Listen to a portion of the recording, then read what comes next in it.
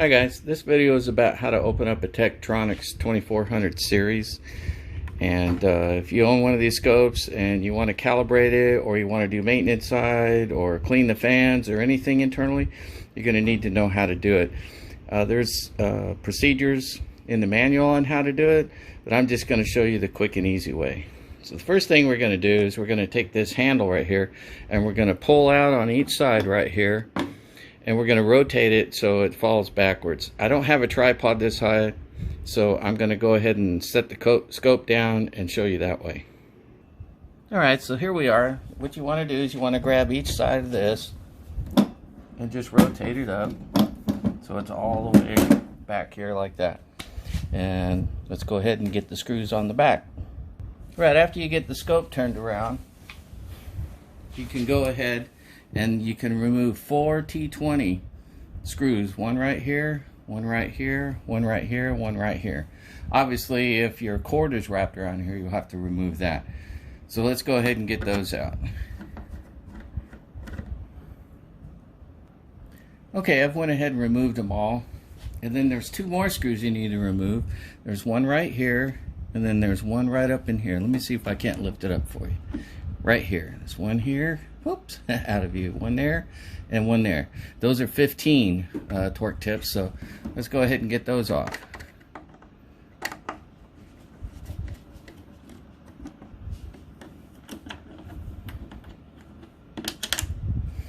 And you have one on top, so let's go ahead and get that one. So there's a total of 6 screws that you need to remove in order to get the panel off. Or they should say the cover off. Now go ahead and set all these aside so they don't scratch up your scope. Now just grab your handle, pick it up, and then remove this portion right here. Now you can see it gets a little dirty up in here from normal use, etc. Now this is pretty much the same thing for the 24, 45, I think the 40s too. Also all the way up to, I think, the 2467 Bravos. If anybody wants to throw anything down in the comment of other scopes that applies to, please go ahead. Alright, now if you have a cover, now is a good time to put the cover on right here, because what you're going to have to do is you're either going to have to lift up the back of the scope and pull the cover off and lift it up all the way, or support it in some manner to get that up off all the way.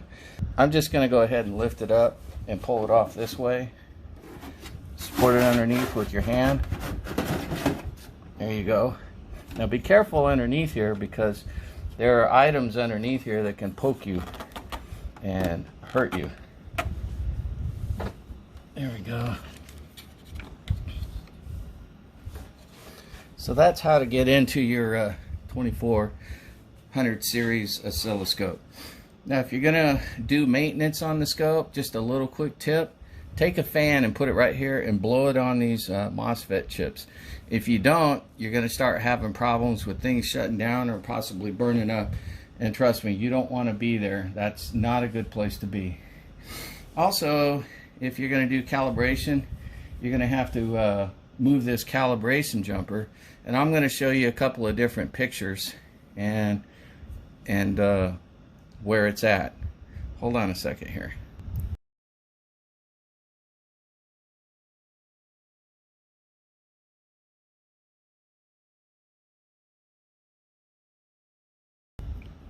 Alright, sorry for the tilt on the camera here. Let me see if I can't move it over a little bit for you. There we go. That's a little better. Alright, here's your calibration item right here. When you're going to do cal, before you turn it on, you want to pick it up and move it over to this pin over here. There's 3 pins here. There's 2 on the left where the jumper is right now. That's your operate mode. And then there's one over here, and you pick it up. Let me see if I can do it for you. Pick it up and you move it over to this one right here, and now you're in cal mode. And then you turn your scope on and you would be able to get into your cal. I don't recommend you do that if you don't have the equipment to do the calibration. The reason is because once you go into cal mode and you start changing settings and you get in there, it'll overwrite your cal constants, and your cal constants, I believe, are in this chip right here, which is a battery backup. Now depending on your series of scope, serial number, that is, up on the front, this board will be different. This is called the A5 board.